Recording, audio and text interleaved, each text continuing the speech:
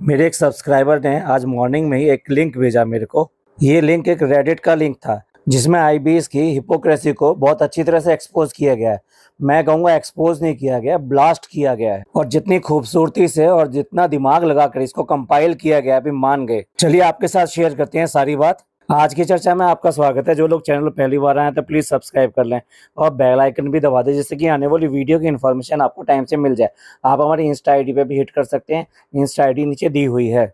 सबसे पहले तो थैंक्स रेडिट कम्युनिटी और उस ओपी को जिसने ये पोस्ट किया है। मैडम ने अपना इंटरव्यू देने के लिए या कि ये पॉडकास्ट बनाने के लिए एक चमचादीप को अपने घर पे बुलाया था और लगभग 1 घंटा वहाँ पे इंटरव्यू दिया था और अपनी तरीके के सारे पॉइंट रखे थे। या गई है कि अपनी सफाई दी थी, अपनी ईगो सामने लाई थी। उसी का एक छोटा सा हिस्सा अब आप सुनिए। अल्लाह न करे ऐसा कोई हो, पर अगर ऐसा कोई होगा भी ना तो भी मैं एक माँ पे कभी इतना बड़ा एलिगेशन लगाने का सोचूंगी भी नहीं कि इसने अपनी बेटी को अबैंडन कर दिया है। तो ये फर्स्ट क्लिप तो हो सकता है बहुत सारे लोगों ने सुनी होगी जिसमें मैडम अपना जो है बोल रही हैं कि ऐसा मैं सोच भी नहीं सकती कि कोई माँ ऐसी हो सकती है जो अपनी बेटी को अबेंडन कर दे। अल्लाह ना करे कोई ऐसा हो। यहाँ ना केवल मैडम हम्बल बन रही हैं, बहुत ज्यादा इनोसेंट बन के अपने आप को आइडियल शो कर रही हैं। जैसे कि कोई नॉर्मल हो ना इंसान, तो नॉर्मल इंसान जिसने गलती ना की हो तो वो इस बात के दावे करता है कि ऐसा तो कभी हो ही नहीं सकता, और अगर हो तो मैं ऐसा सोच भी नहीं सकते। और अभी तो रुकिए, अब जरा अगली क्लिपिंग सुनिए अब आप। हाँ तो ये वो छोड़ के चली गई। मम्मी के बारे में क्यों नहीं बोला? तो तुम्हारी अम्मी कौन है, कहाँ है? मैं एक माँ पे कभी इतना बड़ा एलिगेशन लगाने का सोचूंगी भी नहीं कि इसने अपनी बेटी को अबैंडन कर दिया है।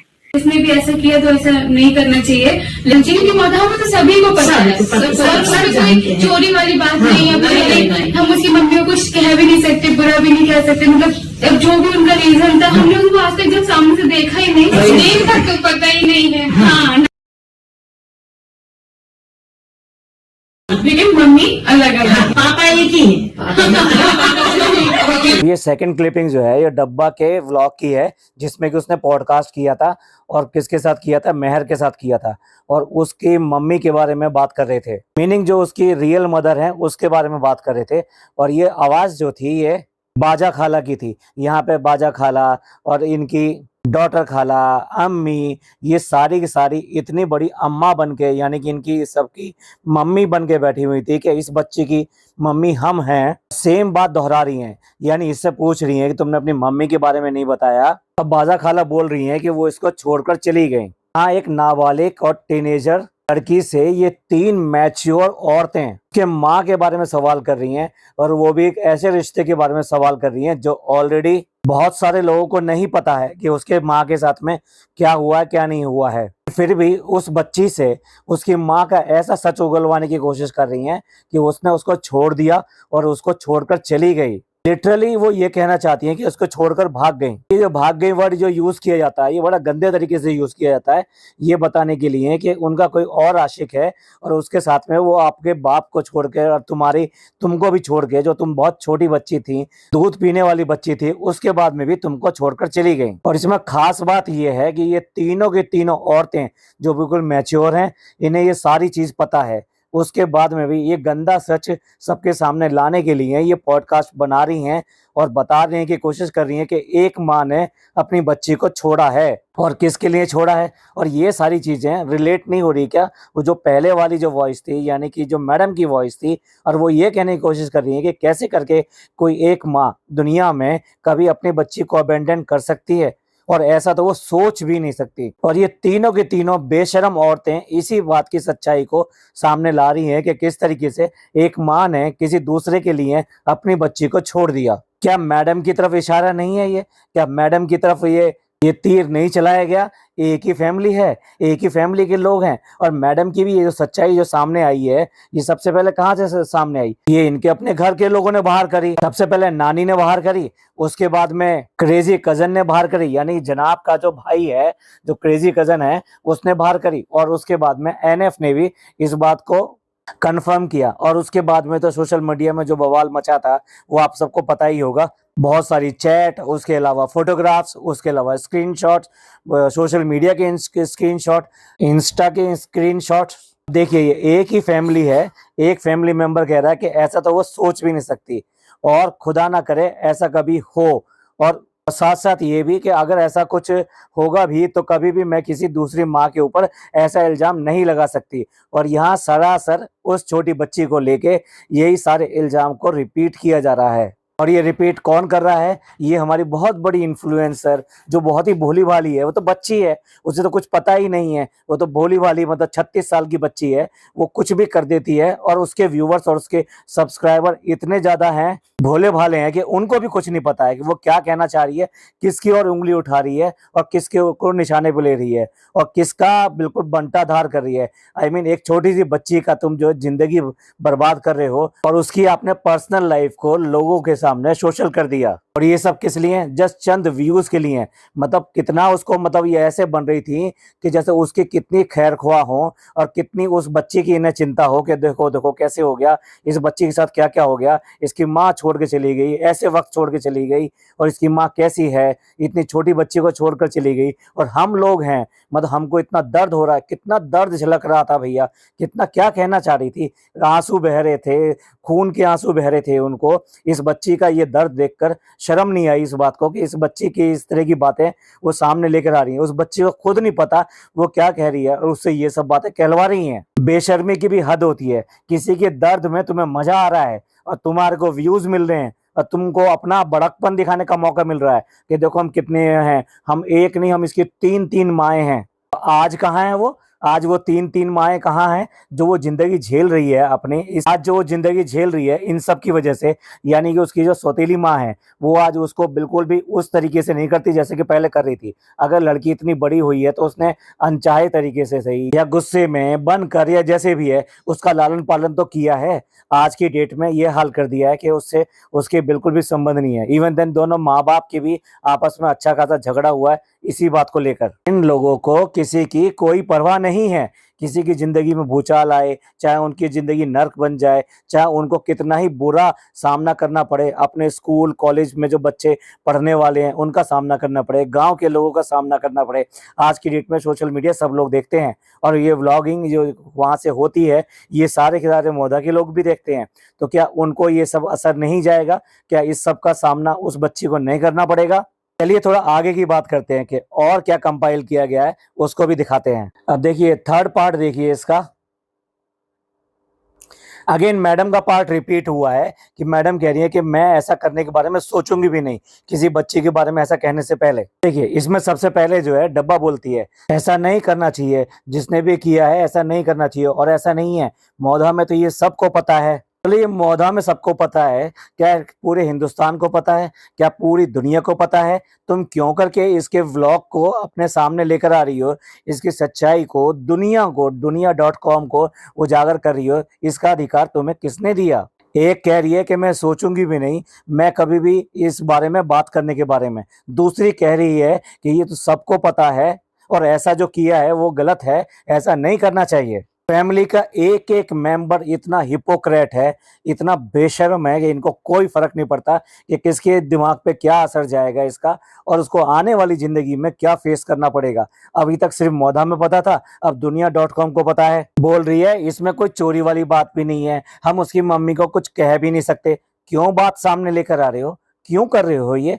तुमको किसने कहा कि तुम उसकी मम्मी को कहो या ना कहो? तुम उसके मामले को उसके ऊपर छोड़ दो। अगर मान लीजिए नियति ने, किस्मत ने उसके साथ में एक बहुत भद्दा मजाक किया है तो तुम्हें क्या जरूरत है कि तुम उसको सारी दुनिया के सामने लेकर आओ?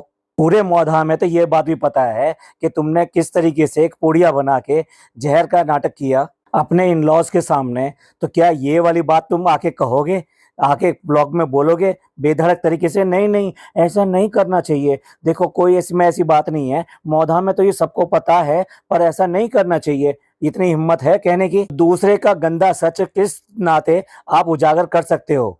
और कैसा इनोसेंट करके बात करिए कि हम उसकी मम्मी को कुछ कह भी नहीं सकते, हमें पता भी नहीं है उसकी क्या हालत होगी और हमने तो ये सब देखा भी नहीं है। जब तुम्हें पूरा सच नहीं पता, दोनों तरफ की बातें नहीं पता और तुमने वो देखा भी नहीं है, तो क्यों करके ये तुम दुनिया के सामने ये सारी बातें लेकर आ रहे हो? कितनी नौटंकी है ये फैमिली। इनके लिए किसी की फीलिंग और किसी के साथ हुआ ये भद्दा मजाक किस्मत का, ये इनके लिए सब एक समान है। ये इनके लिए बस ऐसी गॉसिप है जैसे कि पंचायत करने बैठ गई और कुछ भी बोल देंगे, कुछ भी बोल देंगे, कोई बात ही नहीं है उस पर।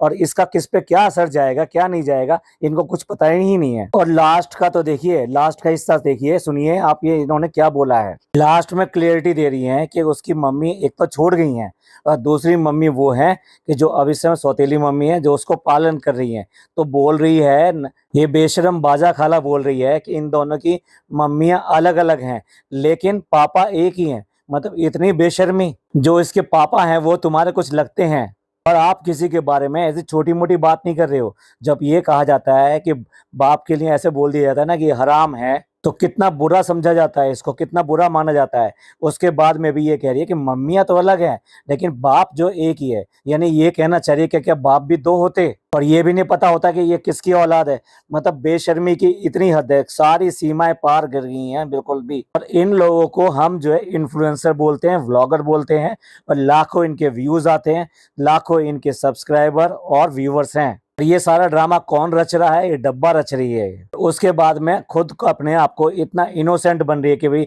हमें तो कुछ पता नहीं है, ये तो पूरे मौदा को पता है, कोई ऐसी सच्चाई नहीं है जो हमने अब सामने ला दी। मतलब हम इसमें कोई गलत नहीं है और ना ही इसमें हमारा कोई दोष है जो हमने यहाँ पे आकर बात कर ली है, ये तो सबको पता है। लेकिन डब्बा जी ये तो बताइए, आपका व्लॉग जो जाता है वो पूरा ग्लोबल जाता है। जब आप कोई भी चीज़ सोशल मीडिया पे पोस्ट कर देते हैं तो वो 360 डिग्री ओपन हो जाती है। उसको अच्छे लोग भी देखते हैं, बुरे लोग भी देखते हैं, सबके अपने व्यूज़ होते हैं, सब अपने अपने व्यूज़ के अनुसार, अपनी सोच के अनुसार उसके ऊपर कमेंट भी करते हैं, अपने विचार भी रखते हैं। जरा सा तुम्हारे व्लॉग के नीचे कुछ कमेंट क्या आ जाए तो मैं ये लगता है कि ये क्यों करके इस तरह कमेंट आ रहे हैं, और हम किसी को अब सफाई देने वाले नहीं हैं। और हमको पता है कि हम कैसे लोग हैं, और जो लोग हमें जानते हैं वो अच्छा समझते हैं। अब आप जितने भी और जो व्यूवर्स हैं, अगर इसके व्यूवर्स हैं जो इससे कट्टर समर्थक हैं और लेकिन हमारे भी अगर पॉडकास्ट सुनते हो, तो वो आप समझ लीजिए कि ये किस टाइप की औरत है।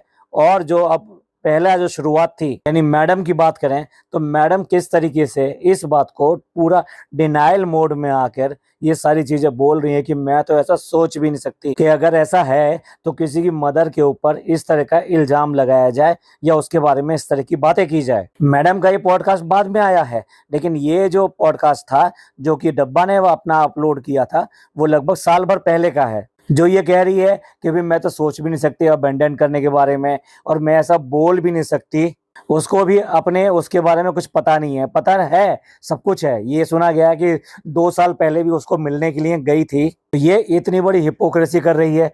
और दूसरी तरफ ये डब्बा जो है ये उसके मजे ले रही है या उसकी इस सच्चाई को सामने लाने की कोशिश कर रही है इस तरीके की बातें बोल के। जो डायलॉग्स है ना, ये तीनों के तीनों औरतें जो साथ में बैठी हैं और बैठ के इस तरह की पंचायत करी है इन लोगों ने। इस सब का मतलब क्या था?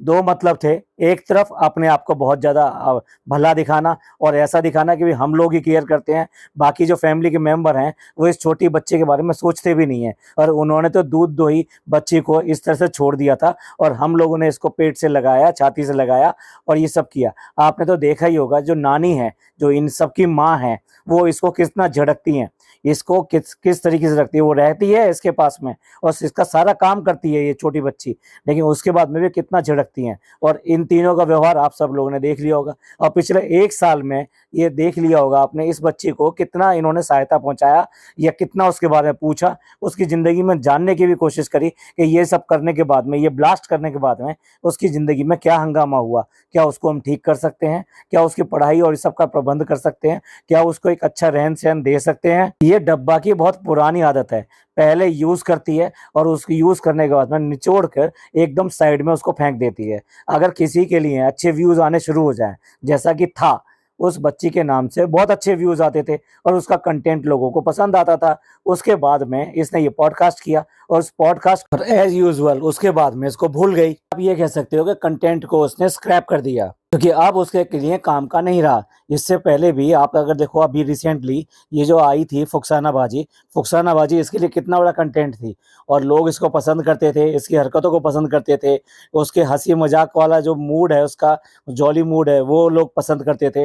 लेकिन इसको पसंद नहीं आया। जैसे ही उसके सास ससुर गए, उसको व्लॉगिंग से बिल्कुल गायब कर दिया इसने, क्योंकि वो काम करती हुई दिखाई देती, ये सब करती हुई दिखाई देती तो इसको ट्रोलिंग मिलनी थी, तो इसलिए उसको बिल्कुल गायब कर दिया।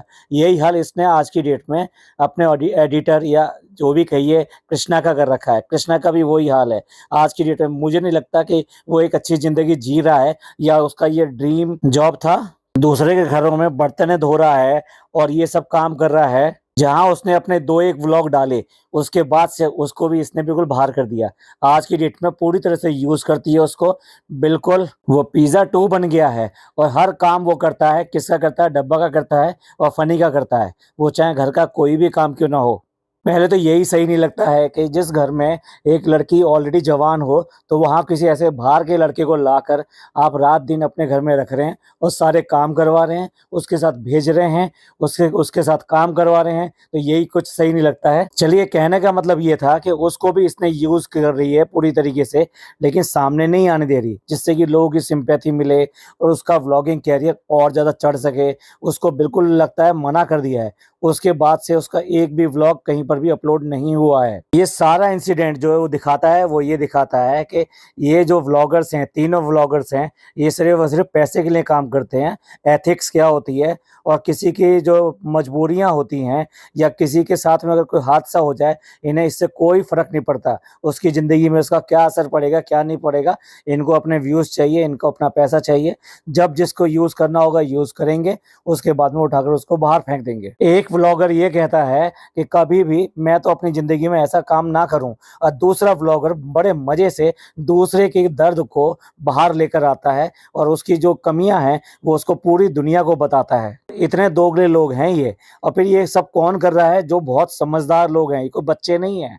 तीनों माएं बनकर, जो कि जिनकी उम्र कम से कम जो 40 साल से हर एक किसी के ऊपर है, और ऊपर से ये 36 साल की ये खुद हो चुकी है, तो ये 4 औरतें मिलकर किस तरीके से दूसरे का मजाक उड़ा रही हैं, दूसरे के दर्द में उंगली कर रही हैं। तो चलिए, इस तरह से इनकी हिपोक्रेसी सामने आई। अगेन थैंक्स जो रेडिट कम्युनिटी का, जिसने इस तरीके से इनकी सच्चाई को सामने लेकर आए। आप सब लोग जो है इस सब के बारे में क्या सोचते हैं, आपका क्या विचार है, प्लीज कमेंट करके जरूर बताइएगा। ये पॉडकास्ट आपको अच्छा लगा हो तो प्लीज लाइक कीजिए, सब्सक्राइब कीजिए, शेयर कीजिए। थैंक यू, धन्यवाद, शुक्रिया।